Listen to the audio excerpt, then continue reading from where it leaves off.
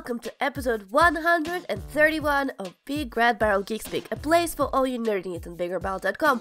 My name is Alex, I'm a self-appointed Baroness of Butts. I'm also one of the hosts for this episode. And joining me is, as always, she's jaunty, she's jubilant, she's a juggernaut, she's also Jo! Hello! Hello, how you doing? Yeah, all good. It's Easter!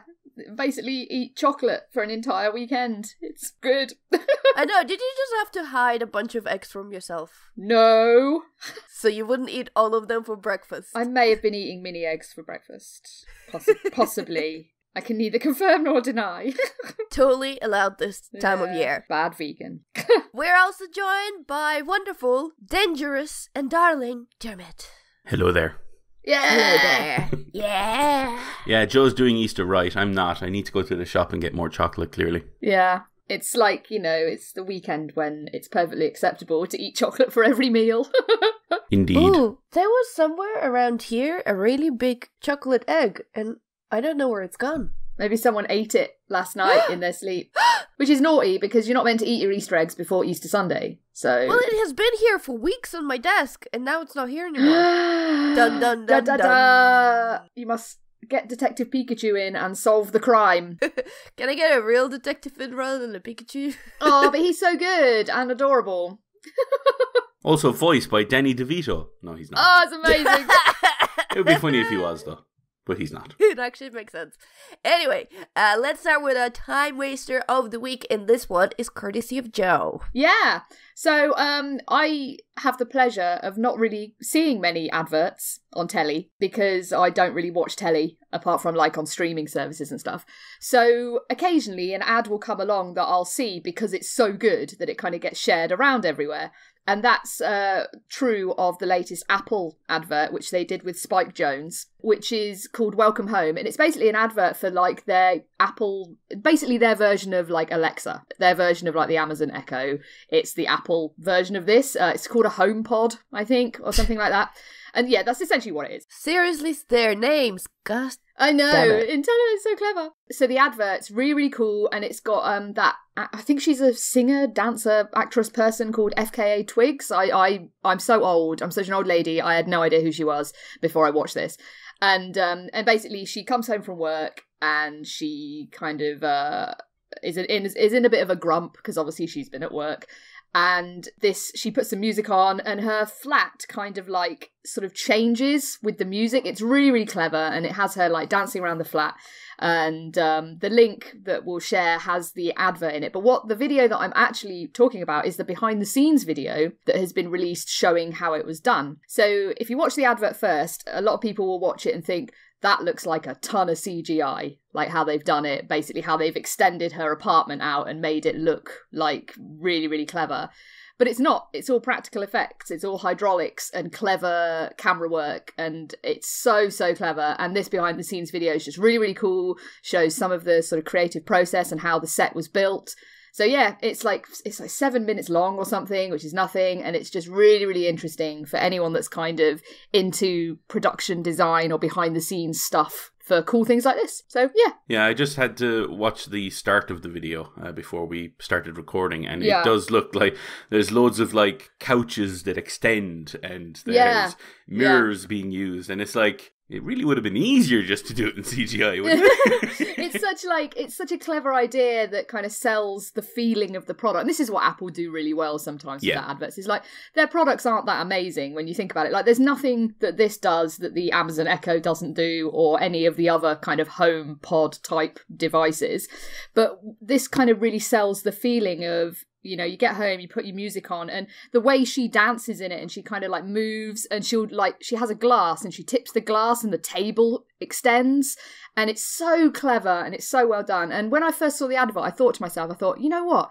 I bet that's practical effects. I bet they've done that for real, and that it's not CGI. And yeah, I was right, and this is just really, really cool, and I love anything like this. Kind of clever production design and behind the scenes stuff is just absolutely floats my boat. So yes, watch it. It's really cool. That is cool. Okay, cool. So moving on to the news. So we're going to start with a couple of casting news, which we're hopefully going to go through quite quick, because except for the fact that they're casted, I don't know if they've got much to say, and then we're going to go into some other news. So casting news number 1, Scarlett Johansson to star in Taika Waititi's Jojo Rabbit, which, Jojo Rabbit, if that is not the weirdest thing that Taika Waititi is doing next, then I'm an Eskimo.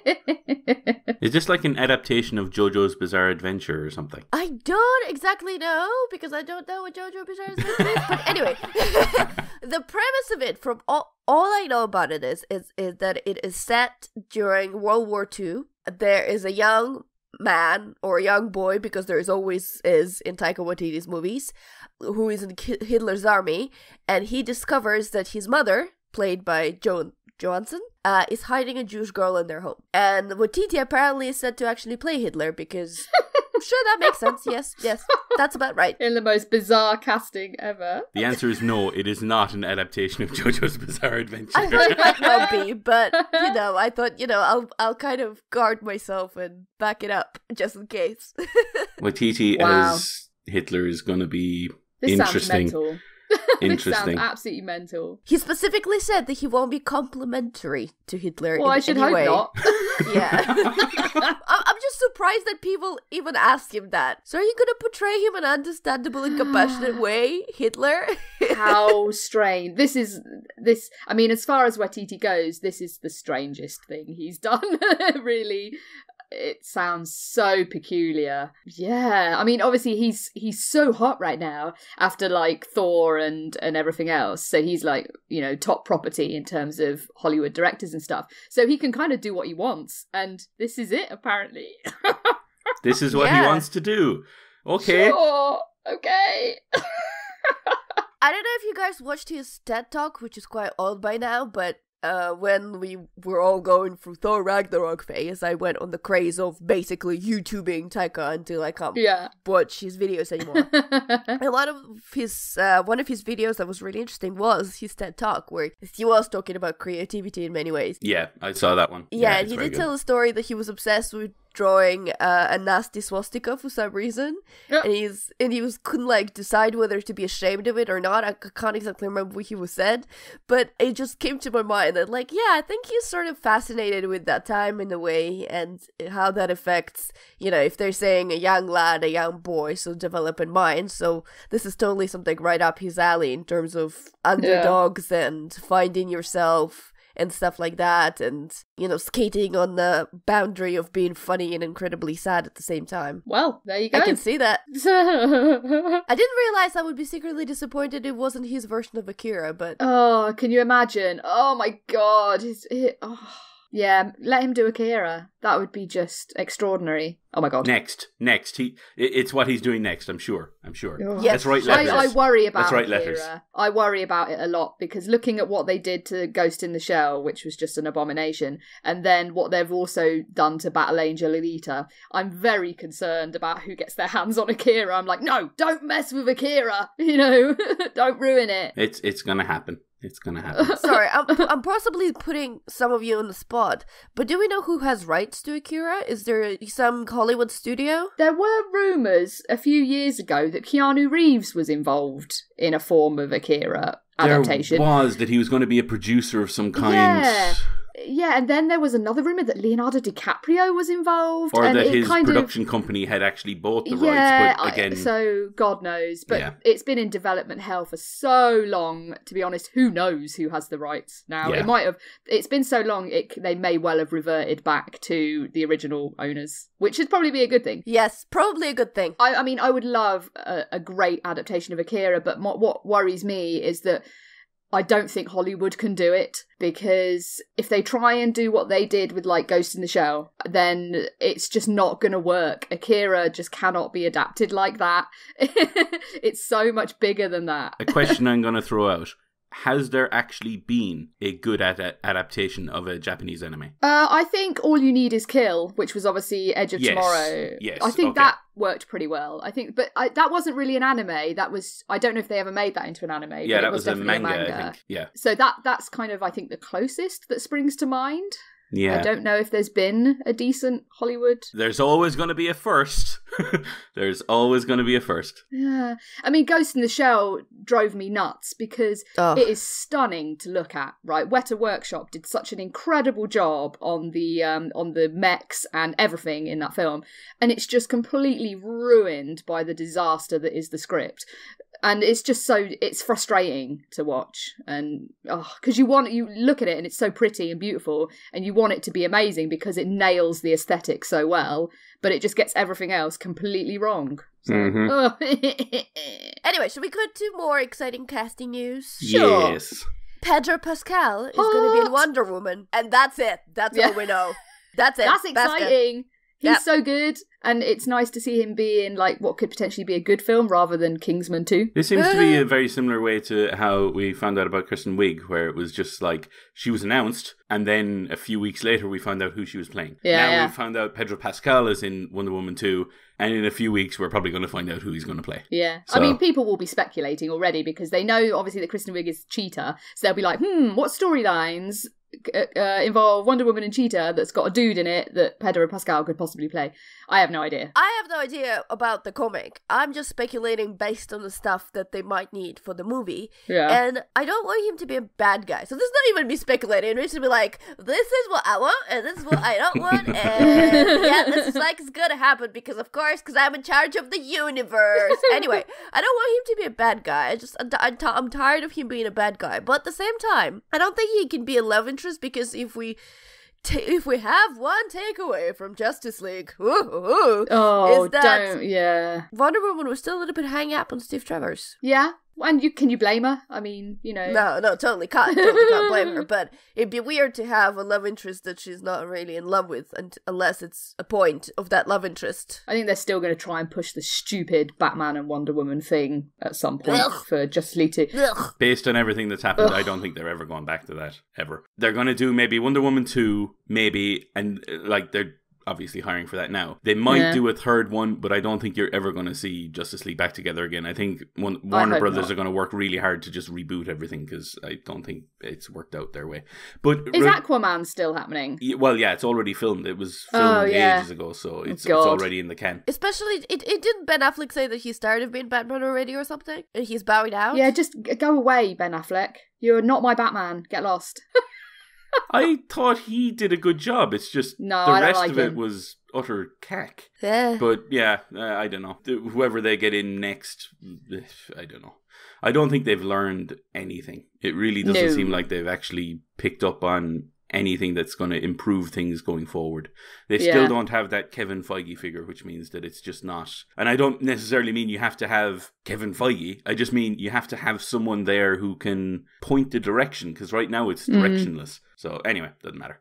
Regarding Pedro Pascal, though, I have heard rumors that Wonder Woman 2 is going to be set during the Cold War. Oh. So if that's the case, I'm just wondering who he might play in that period, and I can't think of anything. But I'm sure, as you say, there are probably people out there picking apart all the comic storylines, trying to figure out who he might be. It would be interesting. But yeah, really good casting, a really good actor, so it should be good. Exactly. He needs to more light to shine on him. Yeah. Beautiful Pedro Pascal. From various angles. Oh, baby. And a final casting news that I think only I care about, but Tobias Menzies is going to be the Crown's new Prince Philip. After it passed by Paul Bettany, which would be actually great casting, but he could do it. Pretty much that's it. How come Matt Smith is leaving? Because they are doing a jump. So they've got to be older. Right. Yeah, they had one cast for 2 seasons, and now they're refreshing all the cast. So, as I said, Olivia Colman is going to be the Queen. Paul Bettany is confirmed to be Olivia Prince Colman? Yes. Nice. She's great. She is. And something I'm super happy about, because I love her, Helena Bonham Carter is going to be Princess Margaret, which is a perfect fit. Nice. In my opinion. Anyway. Nice. So, what episode is Matt Smith's character going to regenerate? Is that the end of this season or the start of the next one? Or? Oh, I loved him as the Doctor. Oh, he was so good. I just love that first episode where he's trying things out, like the beans and stuff. It's just brilliant. Oh. Yeah, sorry. You're you two are there on your own. Doctor stuff. But yeah, anyway, I thought Tobias Menzies was a great cast. I like that guy. Okay, I didn't get a chance to Google him before the show. Who is he? He is Edmund in Game of Thrones. Yeah. Okay. Edmund. Yeah. I know the one you're talking about now. Yeah, I've seen him in a few things. I haven't seen him kind of lead anything or sort of be the primary in anything, but he seemed very good in Game of Thrones when I did see him. So kind of the right kind of smarmy and sort of just not nice. He's very much like a traditional British character actor. He's always done those kind of roles, those sort of supporting character roles.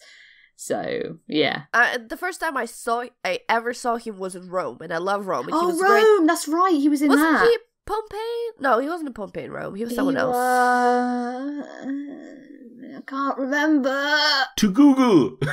He was a bad sort. I remember that. He stitched them up a bit, I think. I think he was very, with all the machinations of the council and all that stuff. Oh, he was Brutus. Of course! God, right. Yeah. God damn it, you didn't stitch them up. Yeah. And of course, Kieran, I'm probably saying that wrong. Kieran Hines was Caesar, wasn't he? Yes. Oh, he was such a great Caesar. Oh, it was so good. I have it on DVD. I might have to just watch them again. I'm pretty sure Rome is on Netflix or something like that. Oh, cool. If people haven't seen Rome, definitely watch it. It's wicked. God. And after you've watched Rome, watch Spartacus, just for more ancient Greek fun. It's very different, but... Oh, yeah. Oh, yeah. Rome is kind of like it's pretty close to Game of Thrones, really, in terms of tone and all that. Yeah, it's like an actual proper drama type. Spartacus is just porn, basically. Porn with fighting. Yeah. I may be biased, especially after the repeated showing in Altered Carbon, but Jume's Parafoy's dick has a really good showing in Rome, is all I'm saying. He does, that's right, yeah. I wonder, does he read scripts and just go full frontal nudity? Yeah, sign me up. Yeah, I'm in. Oh no, I've got to get the old chap out again. Oh God. Time for a wax. Well, they were actually waxing him in that scene, so I think he got 2 in 1. Indeed. Yes, I do remember it very vibrantly. Brilliant. You have it on replay on your phone. Oh yeah. It's starred. Every time I feel sad. Yep, need to rewatch Rome again. There you go. Okay, let's get into the actual news. So, New Mutants and X-Men Dark Phoenix are having some weird time and they're reshuffling and moving dates again. Yeah, to be honest with you, Dark Phoenix I've kind of lost all interest in because Apocalypse was pretty terrible. And again, I don't see anything in casting or in anything else that suggests that they've fixed any issues. So I don't know what the hell's going on with this project, and my interest in it is quite low. Yeah, I really don't care. Yeah, the story basically just says that it was originally scheduled for November this year, and they've pushed it back to early next year, February next year. Well, the rumor is they're doing it to try to allow for time for reshoots, because apparently the third act needs work, as every bloody blockbuster film seems to need. Yeah, because there was a group of people in that they let see it as always, and they were like, no, I don't like it, and then the Fox panicked, and now they're like, yay, we're reshooting. Can you imagine what would have happened if people had been shown test screenings of The Dark Knight and then Chris Nolan actually listened to them? Can you imagine what would have... Yeah. God. Anyway, sorry, I'm going off on a tangent. So, yeah, they need to rework the third act, apparently, based on test screenings and so on. I bet it sucks. Yeah. I bet it sucks so bad. I'm hoping not, but yeah, probably. I haven't even watched Apocalypse because I just can't be bothered. And I wouldn't mind, this is actually pretty much the second attempt at a Dark Phoenix story, because they tried it already in the third film, Last Stand. But let's not discuss that with Vinnie Jones. I'm the Juggernaut, bitch! God! Oh man, he was so Come bad. On. How did he ever get acting jobs? I don't know. I don't know. I reckon he's got some dirt on someone. Maybe he knows of some skeletons buried in some Hollywood closets. However, as well as Dark Phoenix, we've also mentioned New Mutants is also being shuffled around a bit. So it's now going to release in August 2019. I'm actually a little bit more kind of favourable towards this one, because it does look like it's a different take, at least. It looks like it's going to be kind of very horror tinged kind of in that direction, which I kind of like. I like the idea of just taking a superhero universe and doing different things in it. So obviously we've seen Thor do basically a comedy in, a comic book movie. And we had Logan as well, which was like essentially what The Last of Us would look like in the X-Men universe. Exactly. So, yeah. And now you have a horror film coming to the comic book universe as well. And the talent involved are quite impressive as well. Maisie Williams and Anya Taylor-Joy. So they're really good actresses. So it's one of those cases where I'm actually mildly excited for this one, but I just haven't seen enough of it yet. And the fact that they're pushing it back quite a distance, I don't know what that means. Hopefully it's just because Dark Phoenix is moving and this had to move in that case. But yeah, I mean, they probably don't want to release 2 X-Men films in the same sort of window. Yeah. That would be madness. I mean, it's weird enough that there's going to be 2 in the same year. Yeah. I've associated New Mutants with trouble. Because every time I hear something like, I have not seen a single screenshot of this thing. This is the first time I hear who is actually involved in the project.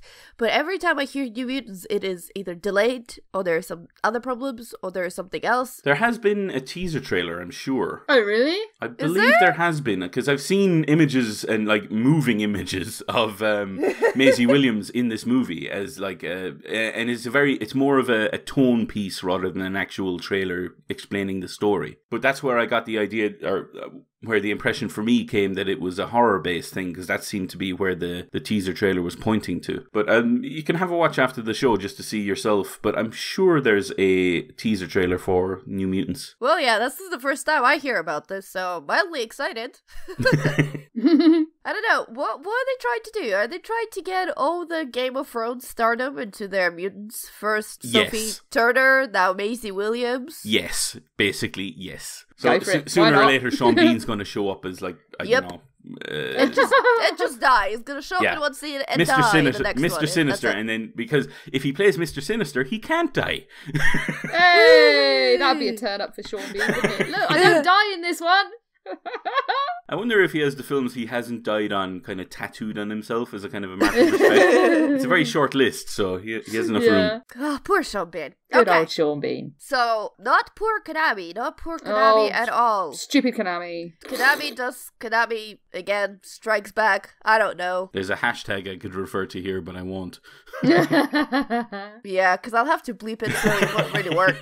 But, Oh, they make me so sad. I know. They make me so sad. But basically, the news is, if you were excited about a possibility of a new Silent Hill game, well, you can get excited, except that it's gonna be gambling machine or whatever. Pachinko machine. There you go. Yeah. Why? Do you remember? Konami, why? Was it around this time last year when there was these screenshots of Metal Gear Solid 3? But like in the Fox engine, like it looked incredible, and everyone was like, "What's going on?" And then like the next day, they were like, "And it's in a pachinko machine," and you're just like, "No, Honestly, don't do this." I love Silent Hill, and that was the one when it got cancelled. That's the most annoyed and upset I've ever been about the cancellation of a game.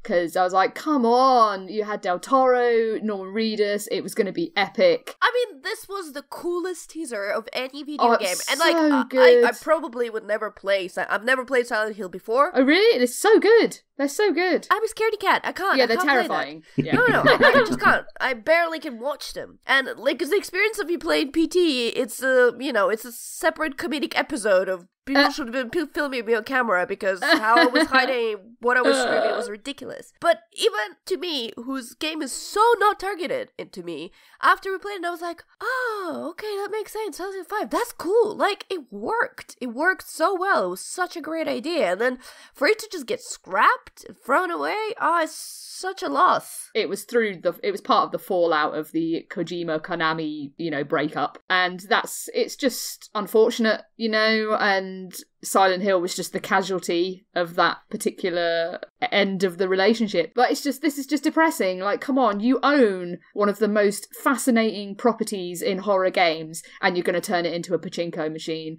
They just don't deserve it. They don't deserve to own that property. Makes me so mad. Sad. That's the noise that just should go with this story. Just that story, and then basically that's all you need. Just that kind of annoying grunt, and then that sigh of sort of ugh. At this point, I'm not just disappointed. At this point, I'm like, yeah, that's kind of what I expect. Yeah, that's about right. There's disappointment with a tinge of, well, yeah, obviously. By the way, did any of you actually get or play the Survive mess that they released recently? I played the beta, and I played it for about 20 minutes with my housemate and ran into some pretty big issues with the gameplay and was like, okay, not getting this one then. Which is the one thing I thought they'd nail, because they basically just ripped the gameplay out of Metal Gear Solid 5, but they added enough crap to it that it just made it practically unplayable. I refused to even consider it. I was being very much like, if two of your friends break up and you like one of the friends way more than you like the other one, and you're completely on that friend's side no matter what. Right? I was just like, I'm not even looking at that game. Get it away from me. I'm going to support you, Kojima. It's all you. I was like, I will not betray you, Kojima. No, I did, and it just looked bad. It just looked really, really bad. So yeah, no, I didn't play it. Well, there you go. Anyway, from sad news to my favorite news of last week, the best news. Okay, guys, have you heard about the Marlon Bundo book? No. Vaguely. Not at all. Tell it to me like I don't know anything, because I literally don't. So, this is a two-part story. One begins with an atrocious person that is Mike Pence, and another one begins with nice person and funny person that is John Oliver of Last Week Tonight. You're aware of that show, people? Yeah. Yes. Yeah. Okay, good. So we're on board. If you're not aware, they are, I think, on Now TV, and you should watch them. They're hilarious, and John Oliver is hilarious and does a good job out of his shows. He's like a late-night host show thing, except he doesn't have guests and actually makes more sense than most people. Anyway, Mike Pence, the atrocious, horrible person that he is, he does have one good quality about him. And his good quality about him is his bunny, called Marlon Bundo, which is a good name for a bunny. So the Pences, they wrote a book, as if the bunnies write the book, but they actually wrote the book about Marlon Bundo that they were planning to release. What John Oliver did, he sort of went the other way. Well, we're gonna release a book too about Marlon Bundo, but knowing, how much of a homophobe Pence is, we're gonna release a book where Marlon Bundo wants to marry a boy rabbit, and how they go and marry, and a stink bug that looks very much like Mike Pence is trying to stop their marriage, but they overcome this. They live happily ever after. Both of them are children's book. John Oliver's book, I'm not sure. I don't think it's actually written by him. I think it's either co-written by him and one of his staff, but there's some other person that I think, worth noting, that it's not just him, it's his staff. Obviously, John Oliver's book is outselling the Pence's book by country mile. It's adorable. It also has an audiobook that's got a couple of people from Modern Family, as I remember. It's got RuPaul, and it's got some amazing voice casts that is in that audiobook. Anyway, it's my favorite story. I think that book is adorable, and if you have an opportunity to buy it, you can buy it for Amazon. Go and do it. It's a beautifully illustrated book about a bunny that's called Marlon Bundo that wants to get married to a boy bunny, and it's beautiful. I love that. That's such an up yours to Mike Pence. I love it. Long live John Oliver. Yeah, long live John Oliver. And if you're thinking it's a self-centered crash grab, all proceeds from the book are going to Trevor Project and AIDS United. So nice. Very good. This is good opportunity to buy a book to show middle finger to Mike Pence, which is quite funny, and to help two really great charities. Excellent. Good. There you go. And I think as I was searching to find something out, I see a tagline that I'm just too curious to mention that I will risk it without actually reading the article. It says, Pence's daughter supports John Oliver's parody book about gay rabbit. Excellent. Yeah, Charlotte Pence Rose says, happy to support charities and important cases in her tweet about the book. Well, there you go. At least she's better. I don't know. Anyway, this is a story about a wonderful bunny called Marlon Bundo, and I love it. Are we happy to move into topics? Yeah. Yes. Oh, god damn it, why am I speaking first? So, I been rewatching Girls of the whole 6 seasons. I'm not gonna make you sit through every season by season of Girls, but I have been rewatching season of Girls. So Girls, for those of you who don't know, is a show created by Lena Dunham. It's about 20-something girls living in New York.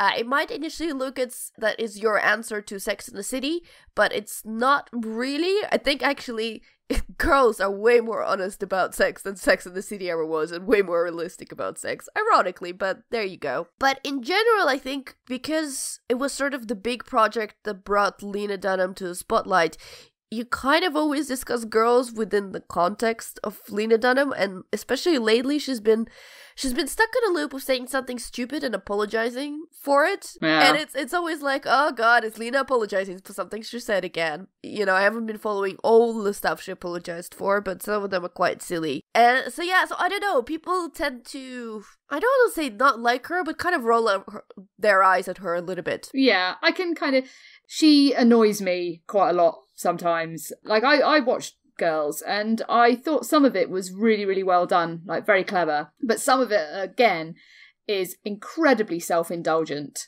and it's pretty much the Lena Dunham story a lot of the time. And so it did become a bit of a vanity project, I think. But, you know, there are some great things in it. Obviously, we got Adam Driver out of it. Yeah. And he's amazing. And he's, for me, was always the best thing in it. And yeah, but she's... I think sometimes, like, you know, she harps on about being, like, this incredible feminist, but she misses the point a lot. And I feel like, yeah, she could perhaps... It wouldn't hurt her to kind of think a little bit more before she speaks. Can you give an example of how she misses the point? The thing with feminism, and obviously there's whole different branches of it, and a lot of people have different points of view and stuff, but it's not meant to be combative and argumentative. It doesn't have to be like that. And I feel like sometimes she makes things a hell of a lot worse by turning it into some kind of war when it's not, at least not from my perspective. So I just think sometimes she turns a lot of people off from thinking about feminism when otherwise they may have been more receptive to ideas if they were approached in a slightly less argumentative fashion. But that's, you know, just, I think because of the kind of person I am and things like that, she rubs me up the wrong way sometimes, basically. Hey, fair enough. I do hate when you're on a certain side of an argument and then the person who has seemingly the loudest voice is someone that you're just like, oh, no, yeah, stop. Yeah. That's what I mean, like, there's so many great feminist voices out there, and it seems to be like the one that gets listened to a lot is the most argumentative one. You know, unfortunately, usually when you shout loudest, you usually get the attention. Which is a shame. But, Yeah. you know, at least people are talking about stuff, but I think sometimes she does more damage than good. The thing I gotta respect her for, which I think is the first time this actually ever happened in Girls, but I think her body positivity stuff is not for show, it's actually for real. Mm-hmm. And I think the fact that, you know, she is, out of her cast, she's the one that gets naked the most on that show. She practically is naked in every single episode. And if you know Lena Dunham, she's not your standard, typical idea of the Hollywood skinny, no boobs, no ass kind of celebrity, you know? Yeah, she looks like a real person. She looks like a real person. And that was quite refreshing, I must say, yeah. Yeah, and by the way, by no means would I ever call her fat. I don't think that is the case. I think she is just real person. A healthy, weighted person. Yeah. That's what I would call her. She's just carrying a few extra pounds, but it's fine. She's just a normal person. And that's okay. Yeah, and the fact is, the funny thing is about that, I think part of the reason why it was, in Girls, it was sort of so highlighted in many ways is because Hannah, her character, just doesn't know how to dress. Because you would be able to dress properly and you kind of, your extra pounds, so to speak, not so they wouldn't be highlighted, they wouldn't look awkward. Whereas in everything she wears, purposefully, let me add, that this is done on purpose, that Hannah's wardrobe is weird and sort of, her clothes are either too big or too small all the time, on purpose to highlight exactly that point. So, you know, there is a reason for doing it, but I find it's really funny. And yeah, so I always kind of respected that for... Definitely. I think doing that before anyone else kind of did, and before anyone else was welcome to any kind of other body types, and she was like, you know what? Being naked on TV is not my area of uncomfortableness. I'm just gonna do it. I'm just gonna be there. I think some of the scenes are funny, some of the scenes I have no problem, and I also have got this point that I want to make, and it's great. Yeah. In general, the show with Girls, I mean, some of it's really funny. There's some dialogue that's really, really witty. At the same time, I don't know why. They seriously, they are kind of my generation. I don't know, maybe because I'm not an American and I don't live in New York, but I never met the kind of people that she's talking about. I'm obviously a little bit older, like not crazy older, but a little bit older than them. And I always kind of thought they, apart from Adam, who is he's the nicest and best character in the show, right? He has his issues, but he is the best character in the show. But I always thought that the rest of them were so unbelievably self-centered.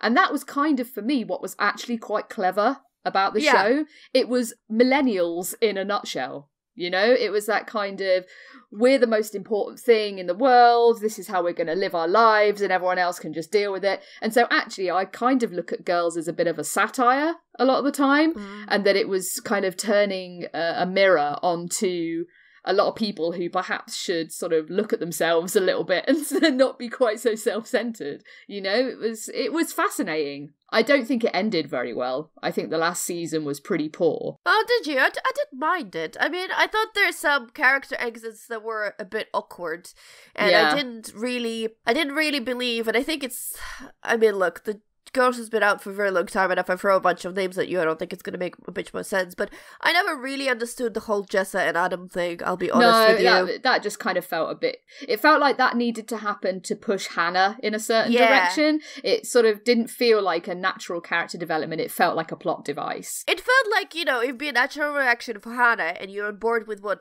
Hannah is 400% of time, but you're very confused as to the reason why those two other people are attracted to each other enough. Yeah, it made no sense. The group of friends in such a way. So that was weird. The thing that I liked about the ending of Girls is that they didn't go for the fairy tale ending and everyone is happy and everything. They went, you know, some characters, you know, got content, you know, got kind of fair enough. You can see that they finally getting their stuff together and they're in a good place. And some characters are sort of still in a middle place. Like they had, like Marty in a sense, she's had the 5 seasons not really knowing who the hell she is and what the hell she's doing, and that's exactly how she finished in season 6. She still has no idea who the hell she is and what the hell she's doing. Yeah, which I think a lot of people could identify with. I'm 36 and I still have absolutely no idea what I'm doing. You know, so there you go. I mean, Hannah hopefully is becoming a less selfish person, which was a big thing for her throughout the whole season. But yeah, I don't know. I didn't have a problem with last season. It was weird how they like got rid of some of the characters. Like there was 3 episodes where they started chipping away at characters and not showing them. Oh, another weird thing that seemed to sort of throw away, especially since he was one of my favorite characters, but Ray? Yeah. See, he was again one of the better characters in the show. It was funny, like, for a show that was so sort of talked about as being so feminist and stuff, actually the male characters were the nicest and best people in it. Yeah, the ones that made the most sense. Which is what makes me think actually this was not what a lot of people thought it was. This was actually like a satire. It's worth watching. It definitely captures a moment in time. I think it perhaps won't age particularly well. Like maybe in 10 years people will watch this and go, oh my god, these people. Hey, I'm watching it right now and I'm thinking, oh my god, these people, how much of an idiot do you have to be? I think you're right. I think that's exactly the point, that we sit there and we roll our eyes and think, oh my god, she's sabotaging her life again for no dereason whatsoever. So, you know, that happens. But I do think it's an interesting show. Definitely. From a lot of ways from the point it was written, I think it's very cleverly written, that you have to give the writers, Lena Dunham included in this mix, a props for having a very distinctive voice, I think. Yeah. Which all the characters do. And yeah, anyway, there are 6 seasons. They are now TV. If you subscribe to that, I think you can watch it. Otherwise, I'm sure you can buy it on Amazon Prime if you're really that keen. But yeah, that's Girls. That was my revisiting the memory lane with them. Okay, Joe, so the next thing. How excited or disappointed are we? It was alright, you know. So, yeah, I'm going to talk about Pacific Rim Uprising. I won't go into tons of detail because if you know what Pacific Rim is, then you know what this film is. Big monsters and robots with people inside them. I was pleasantly surprised by actually how decent it is. It's fine. Like, it's not amazing, obviously, and I still think the first one is probably better because it just has that Del Toro touch to it. Mm-hmm. But this one, there's not enough kaiju in it. I'll say that from the start. Like, for me, there is definitely not enough kaiju. They're only in it for like a third of the film. That's not enough. for me. I need way more kaiju than that. But it was good. Like, the action scenes are really, really solid. There's some really cool stuff that they do with the mechs, with the Jaegers. The humans are completely pointless, apart from John Boyega, who's actually really good and charismatic, and he's John Boyega. He's John Boyega, yeah. He carries it through with it. So basically he plays Idris Elba's son, and so there's a lot of pressure on him to be like this amazing Jaeger pilot and stuff, but he doesn't want to do that at the start of the film, and as the shoulders that the film is carried on, he does very well in carrying it through and making it still lively and entertaining. The scientists are pretty cool, so the same ones from the first film reappear in various guises, and yeah, it's all right. It worked pretty well. Like, I enjoyed it. Lots of robots smashing each other in the face, cities being destroyed. Like, honestly, they wreck Tokyo. Like, I think it's Tokyo. It is Tokyo that's right by... Yes. Yeah, it's Tokyo that's right by Mount Fuji. Yeah, so it gets decimated. Like, like, they're not buildings messing around. Are chopped in half, basically, by robots getting flung through them.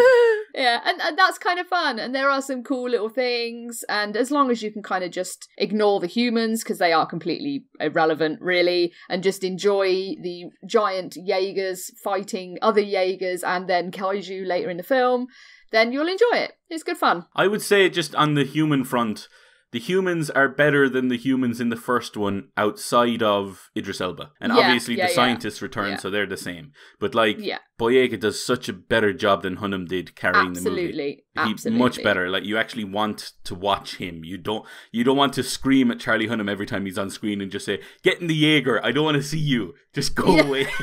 Charlie Hunnam, his face is like frozen in time. I don't understand how he's an actor in anything. He's so annoying. Like, emote, person, feel something. Come on, wake up. Again, maybe he's another one that has some dirt on someone. But yeah, no, you're absolutely right. John Boyega is a much more charismatic and talented actor, and he's really good. And there's also a child actor in this film that I didn't want to immediately just ignore. I thought she was all right. Didn't get enough time, but I thought she was all right with what she did. But to be honest with you, I thought the humans had more than enough time in general anyway. I wanted more robots and monsters fighting, and I didn't really get enough of it. But what I did get, I enjoyed. Yeah, that's the thing. Like, I go into a film like this because I want to see giant Jaegers fighting kaiju. And you get that. Not enough kaiju, but there's still lots of giant robots fighting. Joe, let's face it, if the whole movie was about kaiju, you still wouldn't have enough kaiju, so... Yeah, I just need all the kaiju. All of the time. Like, every shot, just have a kaiju in it somewhere. But no, it was good fun. It was alright. If you like the first one, you should probably enjoy this. It was a laugh. Okay, there you go. Yeah. So I'm gonna take a little break. I'm gonna very quickly talk about a book I read, because we haven't been talking about books for quite some time. No. And a friend of mine brought me in this book because he knew I would like it, and indeed I did. It's called Bonfire, and it's written by Krysten Ritter of Jessica Jones fame. So it's a mystery detective novel of sorts. The main character, she's a lawyer who's doing sort of an investigation about the cleanliness of water. There's some complaints. She works for an organization who looks after that sort of stuff. I'm sorry, I can't remember the organizations and their proper name and what they actually do. But her sort of search for that cause gets her back into her hometown called Barrens, which is, small population. Everybody knows each other. She ran away as soon as she could. The main character, that is. There is some trauma there that she's having to deal with that she arrives in town. And basically she realizes that the whole town has been kind of covering up something pretty big. And she ended up discovering that. And that is as much I'm going to say about it. But you know what? It reads, like, I read it in 2 nights, reads so easily. It's not, like, I couldn't nitpick some writing if I wanted to, but, who am I? I'm no writer to nitpick someone else, really, to that degree. So it's just my personal preferences, but I thought it, was very well done. It was kind of interesting story, even though I think sort of the whodunit bad character is pretty obvious, but then it is so in almost every single novel I read that this is just, you read enough of them, you start recognizing them everywhere. So it's not sort of the novel's problem, it's your personal kind of setup and preference. Yeah, if you like Krysten Ritter, I think this is a very her kind of book. It is very well done. It's an interesting story to spend tonight with. That's all there is. Nice. Read books, children. Yeah, definitely read. I've got a pile of books by my bed that I keep wanting to read, and then I end up watching telly in bed and then falling asleep. So it never happens. Or listen to books on commutes. Just saying. Just saying. Yeah. Commute is for Switch time. I play my Switch on the train. Zelda. Yeah. Problem is I never get a bloody seat, so I can't really... It's awkward and it's just like, meh. Yeah. So I just listen to books. But anyway, yes. Read books in whatever format you can. Definitely. Yes. Books are good. I support your listening endeavors as well, because I do listen to audiobooks a lot as well. I'm not very good at audiobooks because I don't like being read to. I think because I read quite fast and I never think they're reading fast enough. And I'm like, come on, hurry up, get on with it. If they can perform. Yes. Like one example, and it's the example I keep going back to because I still think it's the best audiobook out there, is the Harry Potter books by Stephen Fry. Yes. Oh yeah. He performs, and it is an adaptation of the books. It's not just him reading the books, it's an adaptation of the books. Like he acts out all of the different accents. He really puts himself into it, and it's a proper performance. And when you read all 7 books with him doing it, you're just like, yeah, good job.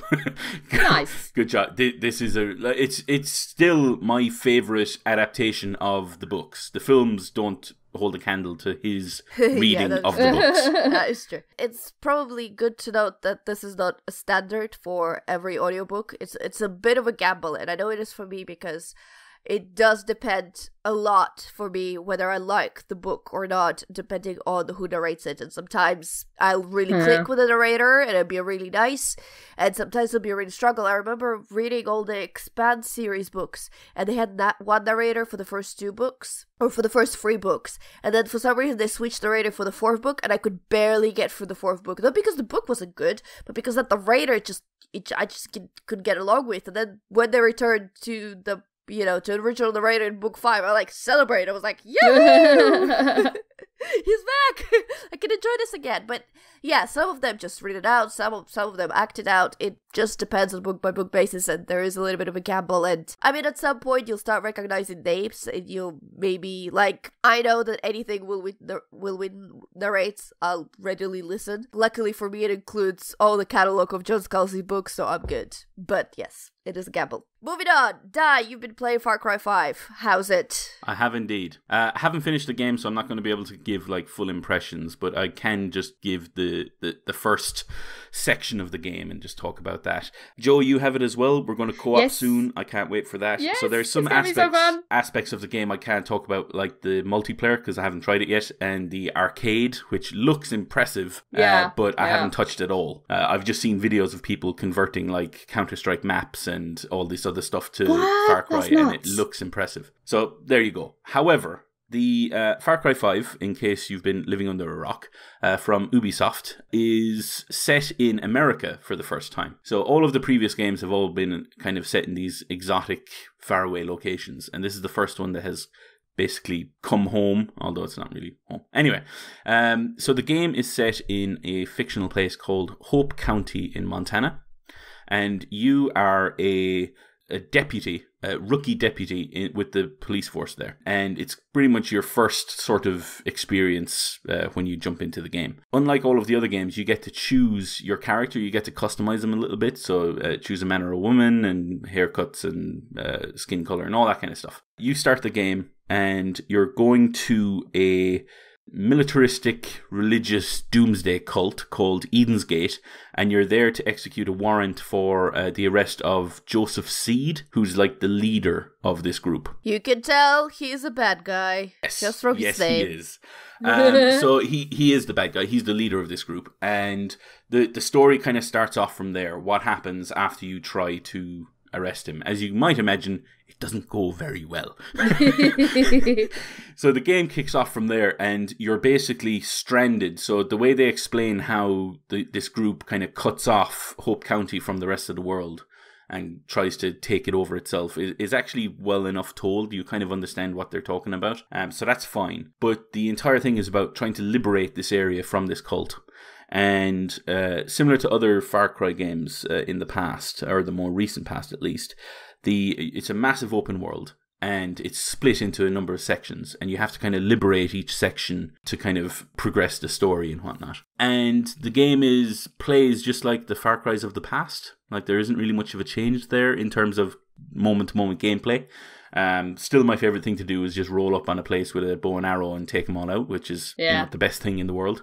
So I could do that all day. So if they just made a game with just that in it, I'd probably be happy. So there's good and bad with this. The good stuff first. They've changed up the formula. So if you remember in Far Cry games in the past, what you used to have to do was you'd go to an area, there would be radio towers or some sort of similar thing in the area that you'd have to climb, activate a switch, that would unlock the map, which would show you all the missions in that area, complete those missions, then move on to the next area. And after you do that a few times, you get a kind of an end boss character, and then it would do that, and then you'd move on to the next area in this open world and rinse and repeat through the game. This doesn't do that. There is one radio tower at the start, and they basically make fun of it. They make fun of the fact that you're not going to be doing this every time. I know what you're thinking. Don't worry, I'm not going to have you climbing all these all over the map. Exactly. But don't you think they caught on to it a little bit bad? Like, everyone has made the joke so many times, and they're kind of like, oh, wait, we don't want to be missing from the party. Yes, we're coming with the tower joke to the party. Yes. Oh, don't forget us. Oh, it works. You're running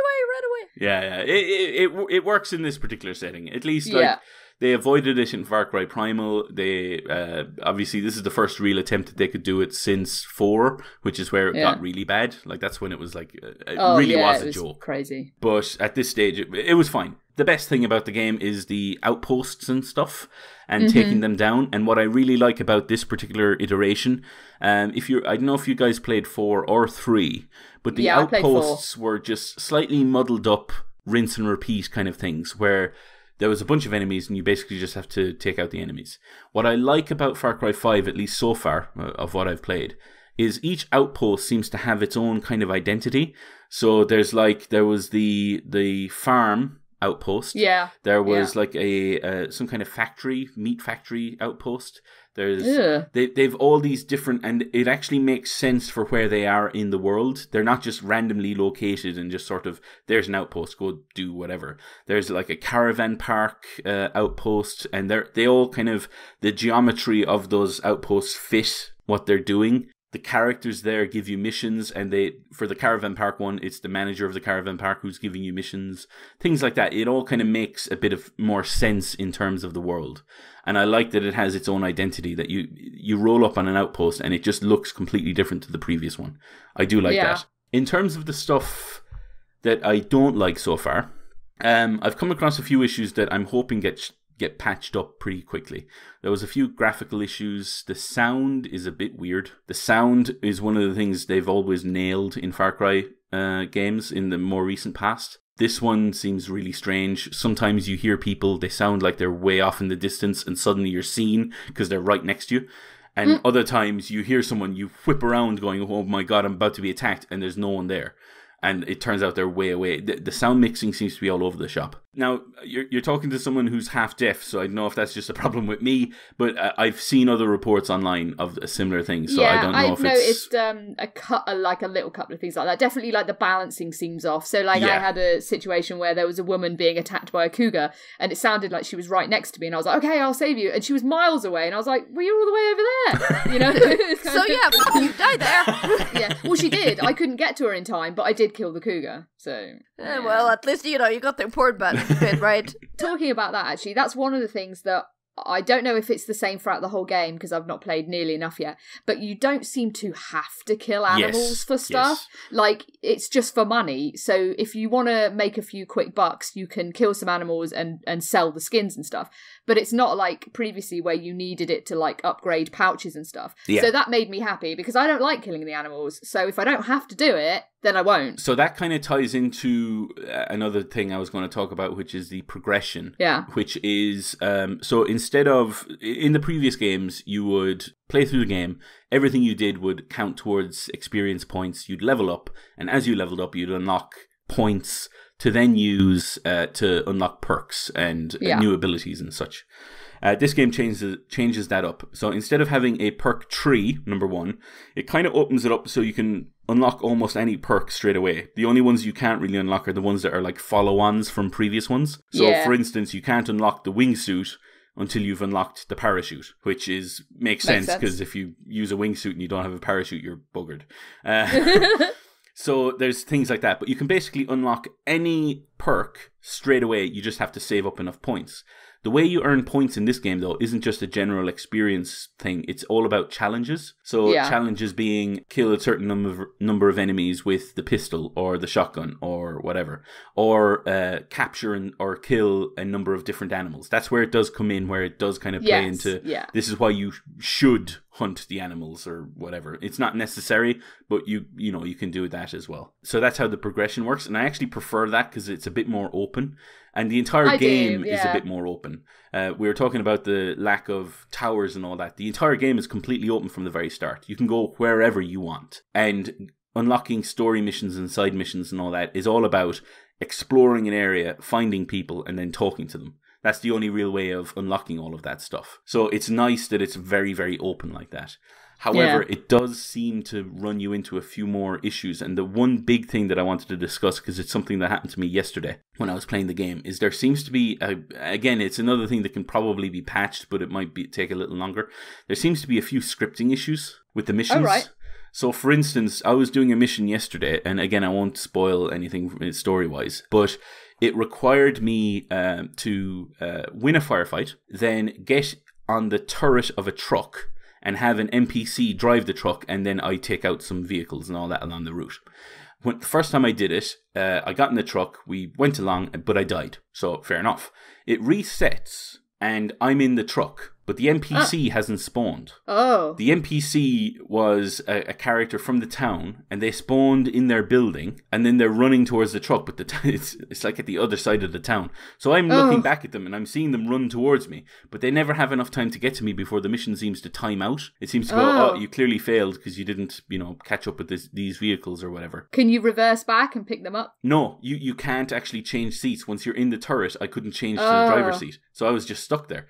So I had to actually restart the entire game, not like save-wise, but just restart turn off the game, turn it back on again. Yeah, reboot it. To restart the mission, and then hope I didn't die during that section. Oh dear, yeah, that seems like something that will get patched. Yeah, I'm hoping so. It seems like a slight little bug that's kind of... Most of the issues I've come across in Far Cry 5 have been what I would consider technical things that could be changed. Yeah. The core gameplay is still fun. As I said, rolling up on an outpost with a bow and arrow is still fun. Oh, it's so good. Yeah, it's so good. Yeah, and the fact that you can have... You can assign yourself 2 buddies once you unlock the ability, which I did as early as possible. Yeah, so when you're rolling around... When you're rolling around the game world with Boomer the dog on one side, and it is true, he is a good boy, and Cheeseburger the grizzly bear on the other. I want him. Did you name Cheeseburger, or is it his actual name? No, that's what he's actually called. In the game. Far Cry, I like you. Yeah. Again, I don't know if this is a spoiler. I don't think it is. But when you first meet Cheeseburger, you find out he's a local celebrity. Like, everyone seems to like him. However, he actually really does like cheeseburgers, to the point where he ate so many of them, he actually became diabetic. So you're told at the start, just don't actually feed him cheeseburgers, okay? So you're just like, okay. But just like every good, responsible video game developer, they have included a button that you can do when you go up to the each animal, you can pet them. So, of course, absolutely. Importantly, you can pet them. It does absolutely nothing for you in terms of like experience or anything like that, but it's just nice to have. You want to do that. I'm so excited. I haven't unlocked any, I'm just about to unlock Boomer.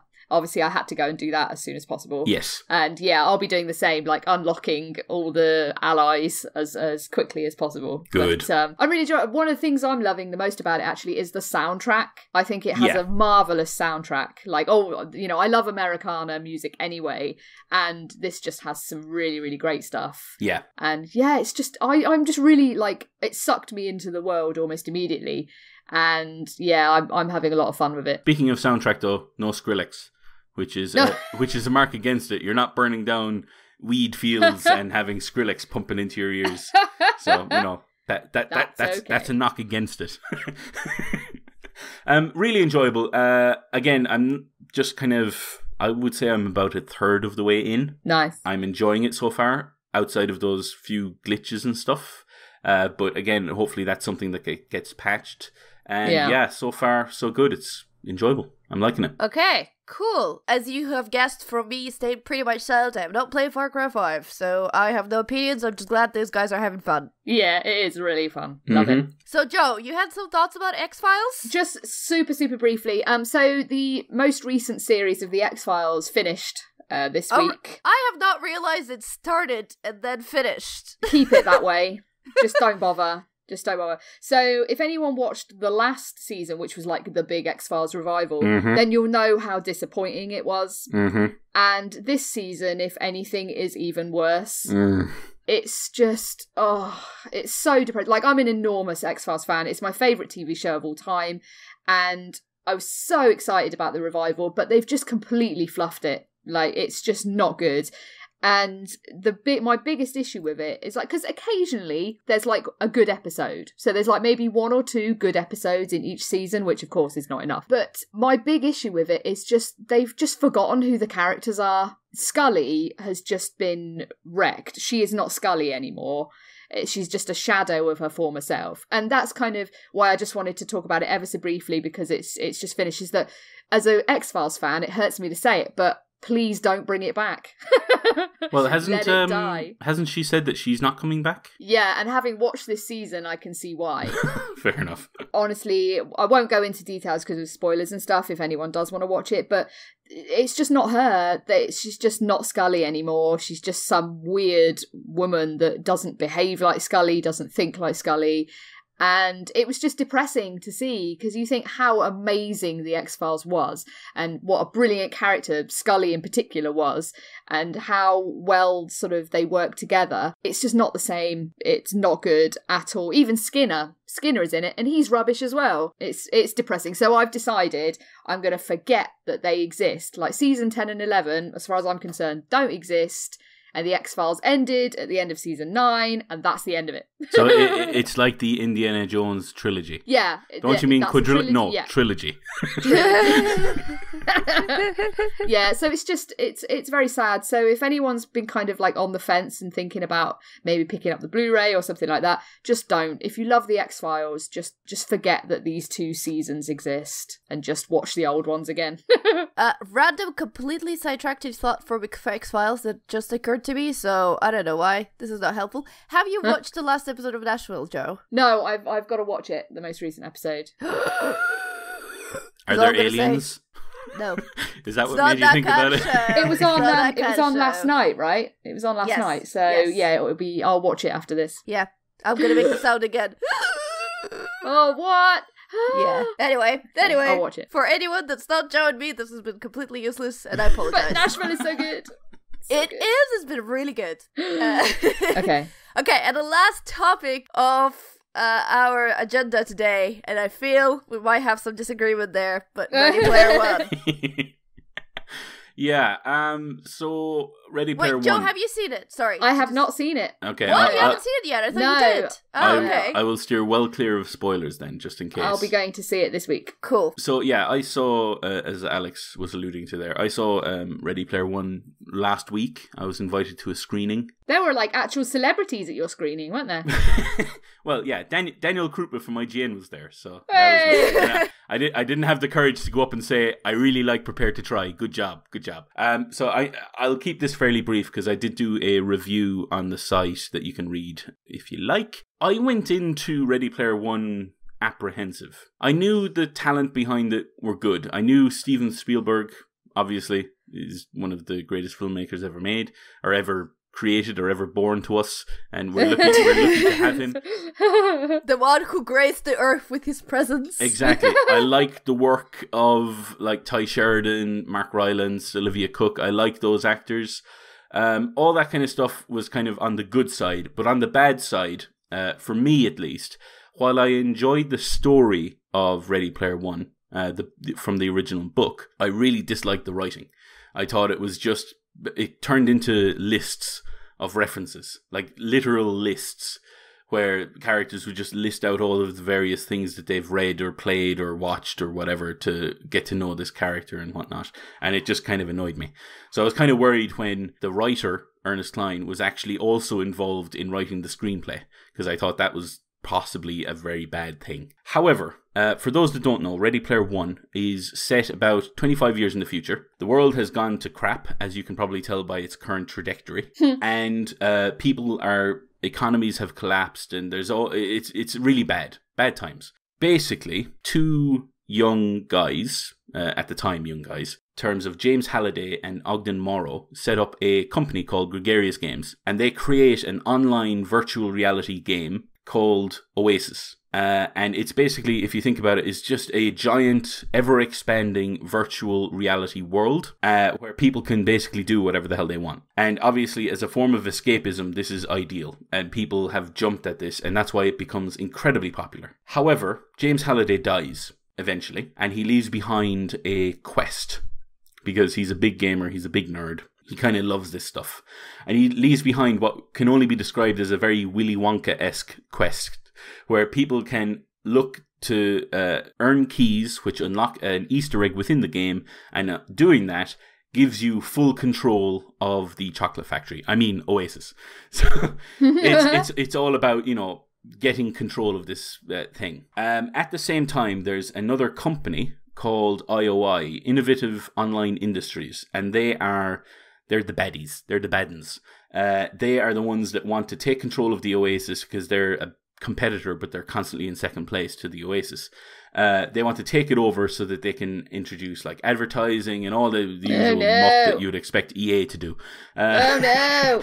And they're the bad guys. They want to take control because this company is like $1 trillion company. It's huge. And our hero for this film is Wade Watts. He's a kind of he's a very low in terms of like society. He's like living in the stacks, which is basically another name for slums in America. And he is 18 years old, and he's what's known as a gunter, an egg hunter within the game. He still wants to try and find this egg, and he has a few friends who also want to find it as well. And his entire mission is to try and win these quests to get to the egg. That's all I'm going to really say on the story. That's the basic premise, and the story kind of kicks on from there. And it's about Wade trying to find the keys ahead of his competitors as well as IOI. And the story goes from there. In terms of the film, what I like about it a lot is Ernest Cline's involvement in the screenplay has actually helped him, because he's obviously taken criticism of the book on board, and he's managed to fix a lot of the issues I had with the narrative and the way the writing was in the film. So now the references are kind of in the background, and you only really notice them if you kind of really look for them, in my opinion, because like I did notice in a few scenes Tracer from Overwatch was in there quite a lot. Yeah, I think she was in every other scene. I spotted her in at least 3, but there was like blinking. It's nicely in the background where you can kind of pick it up if you want to. But the main focus, and what I like about Steven Spielberg being in charge, is he concentrates on the characters. Now, when I was reading the book, for instance, I didn't like Wade, at least not for a long time, and even then I kind of tolerated him more than anything. In this one, the script kind of initially introduces him as a bit of a wimp and he's not really someone that you'd really root for. But as the film goes on, I actually thought Ty Sheridan did a really good job of, acting as anyone else would in that situation where they're kind of thrown into it. And he does a very good job, I think. And Olivia Cooke is really good as Artemis, who I think is one of the most improved characters from the book. In the book, she reads as this kind of fantasy of what a geek would love to be able to kind of, win over as a girlfriend or, win over as a relationship. But in this one, she actually has her own character and she has her own reason for being in the competition, which I found really, really good, interesting. The film itself, it's beautiful. The CGI and the way it kind of melds, the way they kind of treat the Oasis versus how they treat the real world is really well done. So that's all the good points I can think of that I can say without spoiling the thing. The bad points, in my opinion, one of the best things going into it before I'd seen anything, or one of the positives that I thought this is going to work well, was Ben Mendelsohn as the bad guy. Yeah, he does not. No. He's basically Krennic. That's all he's doing. He's just doing the character he did in Rogue One. It's not that he's not trying. Like, I don't want to say that because that sounds really, really bad. He's passable, but I never really felt like he was a threat, or that it was particularly, because there was too much comic relief. Because I never felt that he was competent. Like, he never seemed like a friend, because you were like, this guy has no freaking clue what he's doing. Yeah, and like that's kind of tied into who he has around him. He has this other subordinate around him who kind of does his dirty work in the real world, who just seems a bit crap. And then in the Oasis, he has IROC, who is a character from the book who plays a fairly small part. But in this one, again, he plays a fairly small part, but it's by TJ Miller. And if you know TJ Miller's work, you know that he basically plays one character ever. Yeah, he plays TJ Miller. Yeah, exactly. And he does that character again, and it's incredibly disappointing because, like, the way it seems to be written, at least, I don't know if they ad-lib some of their scenes or what, but the way it should have been written was that he was going to be kind of the danger to Wade, but you never really get that sense in the Oasis or in the real world. So it was like that part of it I didn't like. But the way Spielberg delivers on the promise of just an adventure film is really, really good. What I liked about this film, and probably its biggest strength, was the fact that it felt like the kind of adventure films of the 80s that it's trying to, or that it references so often. So it felt like The Goonies. It felt like Ferris Bueller. It kind of felt like it was from that period. And that, in my opinion, is an achievement, and it's a good one. And by the end of it, like, as I said in the review, the film opens up and then Van Halen starts playing, and immediately I had a smile on my face, and that smile kind of stayed there for the majority of the film. And for that, I enjoyed it. Now, it's not perfect. There's plenty of issues, and I'm sure, Alex, you're about to go into many of them, but I enjoyed my time with it. Just as a comparison, so when Van Halen started playing for Die, he smiled. When Van Halen started playing for me, I rolled my eyes. Look, I don't think it's a bad movie or it's not enjoyable. I think there's a lot to enjoy in it, but I do have one problem, and it's not even a problem, it's a disappointment, because I think they had a potential to do something there and they opted for a very easy way out, and I don't think they should be patted on the shoulder for taking the easy road. And let me try to explain. I'm going to try my best to explain where I think it is there, because it's not kind of easy. But I think one thing with technology, and this is definitely a movie about technology because it's about VR in the VR world, is when you talk about technology, it's incredibly easy to get yourself dated. Because with the way technology moves, something that has been groundbreaking a year ago is old news today. So you kind of have to be very mindful of how you speak in technology, because you can be so irrelevant so very soon. And I think that is one of the biggest problems with this movie, that is irrelevant. The original Ernest Cline book, as we said multiple times, written in 2011. And what I liked in many ways about this Ready Player One is that they recognized that some things would not translate well from the book, and they needed to be updated for the movie. So they changed pretty much all the challenges from the book. They're completely different in the movie, and they work, and it's fine, and I'm okay with that. However, what they chose to ignore, and I'm pretty sure I know why, is that there's another significant thing that happened in the digital world since 2011, and it's called Gamergate. Now, if we think about it, neither Steven Spielberg or Ernest Cline wouldn't really be targets of the Gamergate, so I don't think that really affected them. However, I think it is important for them, especially when you talk, and they do mention about, you don't know who's behind that mask. There can be fat boy somewhere saying, I don't remember exactly the quote that H said, about Artemis, that it might not be who you think. But, they do touch on it, but in such a fleeting, easy way. And one thing that they definitely haven't considered, the whole Gamergate and the toxic nature of gaming and modern technology and communities online, is clearly to me just from one sentence that Wade says.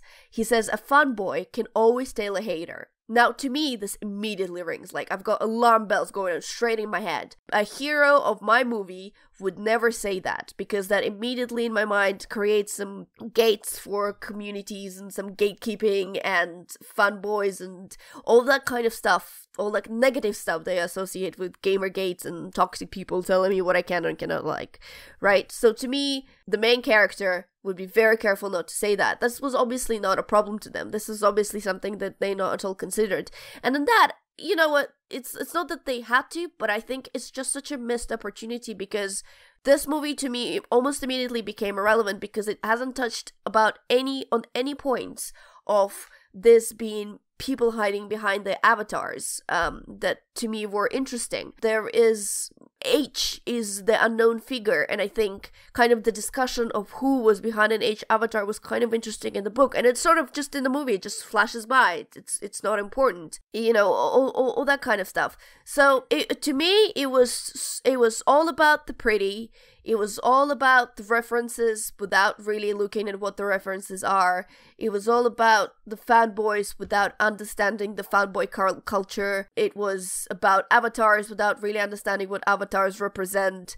It was all about the chases, all about the action, all about the pretty CGI and all about it looking pretty, and it lacked absolutely any depth, and it had so much potential. It had so much potential for discussion, and I just don't think in many ways the people who were in charge of creating this is just not something they face, so it never just occurred to them, simply put, that these are the issues that they can possibly raise, and they concentrated on this oasis as this wonderful, beautiful thing, doesn't need to be destroyed. And even their whole tagline, I think that they do go for the movie the fact that you should really live in the real world, and oasis is a separate thing.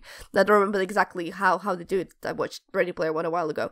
Again, they're kind of skated by it. It's so kind of surface-based, all their treatment, that to me it was just like, well, you had an opportunity to say something important, and you just drove right past by it. Obviously, I've not seen it yet, so do we really need it to say that, though? Like, I never got the impression from any of the... I've not read the book either, so I've never got the impression from any of the marketing for this film that it was going to be a serious film with a message. And I don't know, I don't really need it to be, if that makes sense. It doesn't have to be a serious message, but to me it's a movie with zero message. And the movie has to have, whatever message it is, it has to have some kind of message, and this one has nothing. Oh, I don't know. I don't think it does. I think it does...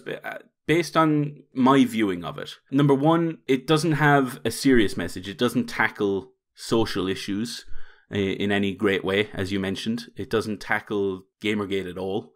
Doesn't even reference it, I don't think. However, the entire film is about learning about James Halliday, learning who he was, how he thought of the world, and learning from him and not making the same mistakes he did. And I think at the end of the film, Wade goes from someone who almost adores and admires and, you know, kneels at the altar of James Halliday to someone who actually understands him, learns from him, and learns some lessons from him as well. And the end of the film does kind of deal with that. As you say, the Oasis isn't suddenly destroyed, but it does move into a form that is a bit more... That clearly Wade has gone through a character arc, and he's learned from James Halliday and James Halliday's life. I mean, without, like... Obviously, you know, we're skirting close to spoilers. Yes, here. I want to try and avoid that as much as possible, yeah. I'm about to put my fingers in my ears and start going, la, la, la, la, la, la. But I don't know. I kind of, until I see it, I can't obviously say for sure. But for me, I don't need every film I watch to have any sort of message. Like, sometimes I just want to watch a fun adventure movie. Like, Back to the Future is a good example. Sometimes I just want to watch a fun movie. And if that's what this is, then that's okay, and maybe... Then you will like it, and that's fine. Yeah, maybe something else will pick up a message and, like, do something, you know, and reference things. Like, I don't know, I'm actually kind of glad that it doesn't talk about Gamergate, because for me, I'm sick to death of it, and I don't ever want to talk about Gamergate ever again. Look, here's the thing. I don't necessarily even think that they need to talk about Gamergate. What I'm trying to point out is that the people who created it I don't think they understand the current nature of how people interact in social spaces. Because if they did, the line of fanboy can always tell a hater would never be in there. I know it sounds a bit silly that I'm picking it on one line, but I think it just shows the bigger problem that they just don't know. They took a book and they made it out of the movie, and they haven't really reflected at all on how it is right now and how that would affect a movie. And to me, that's a missed opportunity more than actually, talking about the whole Gamergate thing. That doesn't have to be in there at all. It's more about that I hoped, since they brought up the book up to the movie standard, that they would also kind of bring it more closer to how we interact digitally now, and they kind of did, and that to me was a bit of a missed opportunity, and they could have done it in subtly fun ways, and that would have been fine. Yeah, I think the film does have a message, and I think it's a good one. However, it doesn't have a lot of it is tied to the character arc of Wade. It doesn't have a big social message. It just doesn't. It doesn't try to either. Like, it doesn't go near it. As Joe said, it doesn't necessarily have to. But again, if you go into this film expecting it to or wanting it to, you're not going to get it. So we may as well put that out there. That should be part of this discussion.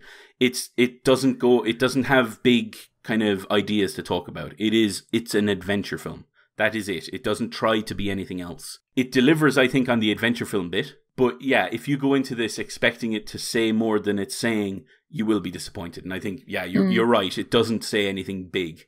But then when I went into it, I wasn't expecting it to, because the book doesn't say anything big. You know what I mean? The book doesn't touch on this at all either. So I just assumed they were just gonna adapt the book. The book had a different purpose, though. I thought it was the same. I thought it was just an adventure just set in a virtual world. I didn't think it was anything different. I guess we have to acknowledge the fact that different things talk to us in a different way, which I think is where this issue, because to me, Ready Player One talks about it being okay and being cool, about geeking up about all the things that people roll your eyes at you, and you're like, no, I'm cool for doing that, and you know why I'm cool? Because now I'm in charge of Oasis, basically. Yeah. That kind of thing. So that's not the message of the book to me. I'm not entirely sure that that's what the book wanted to say, but that's what it tells to me, and it could tell to you something other than something completely different. And this is the fact with the movie. Like, you can go into an adventure, and it will tell you the story and the development of Wade as the character, and it'll be good. To me, it just tells me that it's lacking in something, and that's why I'm kind of lukewarm in it. I enjoyed the action bits, I enjoyed all the stuff, but I kind of noticed all the stuff that it's missing, and that's why, not that I don't know whether I expected it to, but this is where my eye goes to, and that's why I'm a bit meh on it. But it's fine, because that's what the movie means to me, and that's what the movie means to you. And that's great. Yeah. As I said, the only kind of thing that it touches on socially, or the way, like, I just like the way they did Artemis in this. I like that she has her own goal, and she's going for that, and she just happens to meet Wade, and they come together around that goal. Yeah. That's what I liked. I like that, and I think that improves a lot more on the book. Because the book, as I said, I think she's very one note, and she's a male fantasy in the book, basically. That is exactly what she is. That's all she is in the book, really. In this, she's actually given something to do, which I like, and something that, she can get behind, and she has her own character arc, really, which I like. But that's the extent to which it even tries to be a social commentary on anything. Which isn't a social commentary at all. It's an adventure film. If you go into this expecting more, you're not going to get it, unfortunately. And that might be a weakness in the film. Maybe they could have tackled that. But for what they set out to do, at least, I think they did well. But yeah, I agree. There are certainly... I do think it would be kind of interesting if someone were to do a similar story and try and tackle those topics, but that's unfortunately just not what this film tries to do at all. Yeah, I mean, I don't ever expect that from Spielberg, to be honest. Like, yeah, he's obviously made a lot of incredibly varied films in his life, and things like Schindler's List, where he's definitely obviously talking about a particular time in history and things like that. But I don't know, when I never expected this, and having not read the book, I have no expectations for it at all, but I never expected like anything with any sort of commentary or message. I just expect a fun Back to the Future style adventure film, and that's kind of what I'm going to see, so that's okay. Then I think you're going to really enjoy this movie, Joe. Yeah, That's the whole thing. I hope so. There you go. Okay, guys, we're like super overtime. We're like, it's like. Let's talk for another hour about Ready Player One. No, I'll have to put my fingers in my ears. Okay, we need to finish this episode. So before we go, let's do shout out to some lovely people that talk to us. Die. Yes. Thank you to Will Driver, Gabriel, Stingau, and OC Gamer. I wonder, is he actually from Orange County? Because that's where I go with OC. But yeah, me too. Obsessive compulsive gamer, I think. Not entirely sure. Okay. Yeah, see, I always think OC, like the TV show. The OC. Which was amazing. And I will fight anyone that says it was no good. Fight me. Whoa, it's getting hot in here. Anyway, if you would like to get in touch with us, you can do so on BigRedBarel.com. You can also do on Facebook, Facebook.com/BigRedBarel. You can do so on Twitter @BigRedBarel. Use hashtag Geek Speak so we can find your tweets easier. You can also speak to us there directly. I'm at DustyTube_. I'm at Pixel Ritual. I'm at Diarmuid_S. Join us on our Discord. As always, if you can't find it, shout at me and I will guide you to the glorious Discord. And a reminder, as always, that Tuesday is Unpacked on Tuesday. And on Tuesday, we have Tabletop Tuesday. It's a board gaming night in London, Dalston scenario, where we bring a new game every week and you have a chance to play and win that game on the night, as well as play all the games in our catalog, which is now ridiculously it's probably 200 games at this point. And also, let me point out that Loading has a new venue. It's called Server, and it's in West London, Shepherd's Bush. Yep. I think. Goldhawk Road. Goldhawk Road. Anyway, it looks great. If you want more details, at Drink Relax Play on Twitter, go check out the pictures of Server, which looks amazing, and go visit the bar. What have I forgotten? I think that's it. Yeah, I think that's it. Cool. Okay, so for episode 131 of BigRedBarel Geek Speak, I've been Butts. I've been Joe. I've been Diarmuid. And we bid you goodbye. Bye. Bye. Butts.